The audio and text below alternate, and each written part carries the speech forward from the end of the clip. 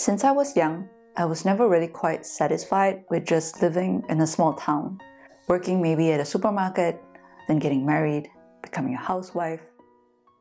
That's just gonna be the story of my life. Just to be clear, there is nothing wrong with working at a supermarket or getting married or being a housewife. It's only my personal feelings.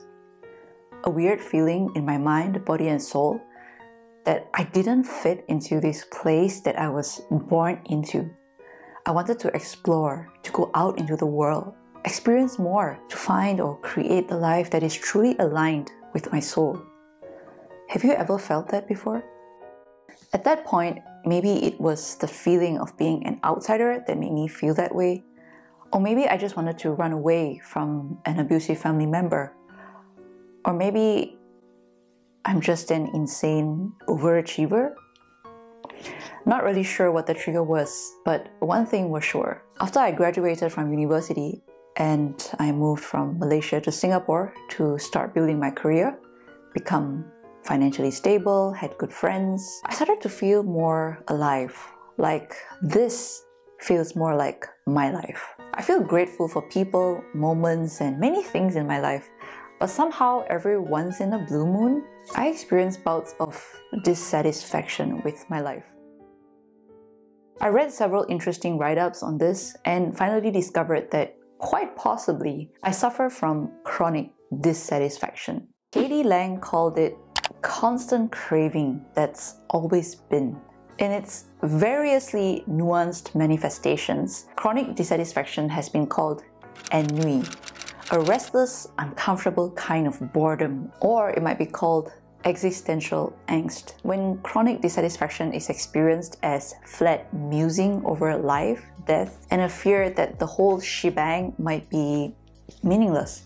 When it hangs around for a long time, flat and bereft of much energy, chronic dissatisfaction can sit dangerously close to the edge of depression. And like depression, it may carry a good measure of anger at its core. Call it by any name, here's the thing I've learned. Fighting this dissatisfaction is a waste of energy. If you're experiencing this too, try running with it. Turn it into a personal battery for insights into ourselves. I find that when I turn it into a personal battery for fueling my growth, a battery that's probably never going to run completely dry, I don't feel quite as crazy. If we add to our chronic dissatisfaction the power of our frustration, even anger about it in ways that don't hurt us or anybody else, our growth can actually be turbocharged. It's possible, and in fact, it's vital that we turn this feeling around from imprisoning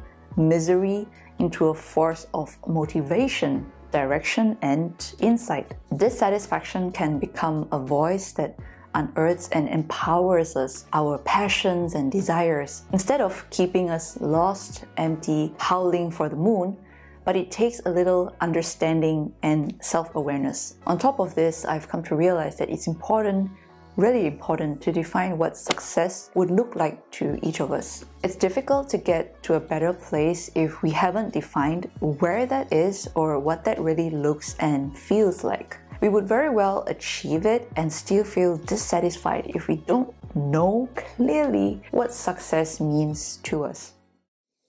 But could an unappealing cultural definition of dissatisfaction, on top of all our personal stuff, help to keep us stuck in bouts of chronic dissatisfaction? I suspect that increasingly unrealistic cultural values around wealth, looks, sexiness, fame, and the other common extrinsic goals that apparently constitute success have paved a multi-lane highway straight to dissatisfaction city. Wherever you're traveling from, it's hard to miss the turnoff to that all-pervasive town. In cultures largely motivated by striving and craving to be rich, famous, be seen, be beautiful, have the most, win, and be a success, is it just too uncool to say that we're satisfied with our lives? Is that one of the reasons why so many of us suffer from bouts of chronic dissatisfaction? Because satisfaction is culturally regarded as a lazy or complacent trait. Therefore, the big question here is, under what context are we measuring our life's satisfaction? Health? Money? Love?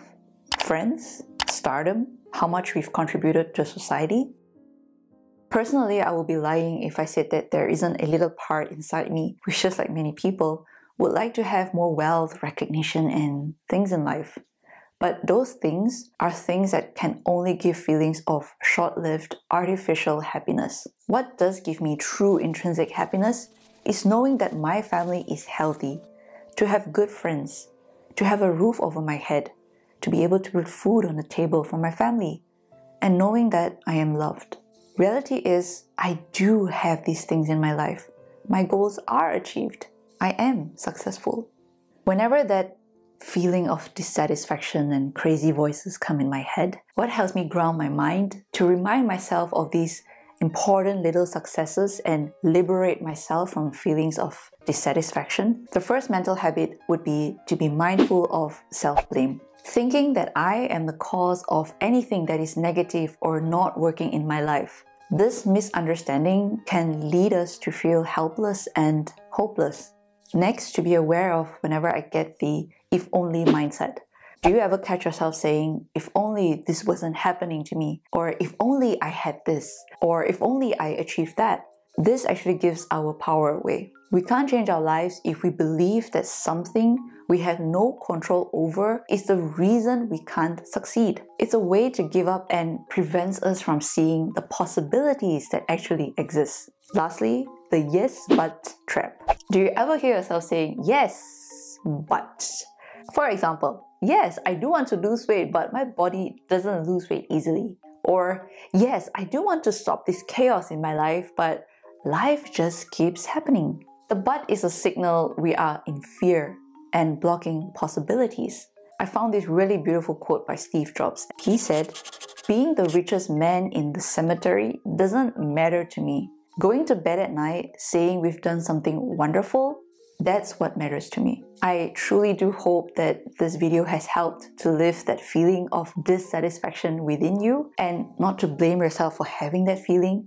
To know that it's normal to sometimes feel dissatisfied with life. It doesn't make you bad, an ungrateful person, and more than that, that it's also okay to feel satisfied and happy. There is truly a difference between being complacent or lazy versus being happy with what is and practicing gratefulness. In my opinion, finding that balance is the true challenge. Don't you agree? Just know that everyone's life is different. It won't help to compare with others. It's best to focus on what aligns with your life purpose and goals, what it means to you to be successful, and live based on those personal beliefs. I want to take a moment to give a heartfelt thank you shout out to these amazing people for joining my YouTube membership. Thank you, thank you, thank you so much. Your support truly means the world to me. If you find my videos helpful, you'd like to support my work and join my little Thrive with Trish club, do click the join button down below to find out more. Thank you so much for watching. Now please go enjoy your life as it is. Enjoy the journey. Be perfectly imperfect. See you in my next episode of Thrive with Trish.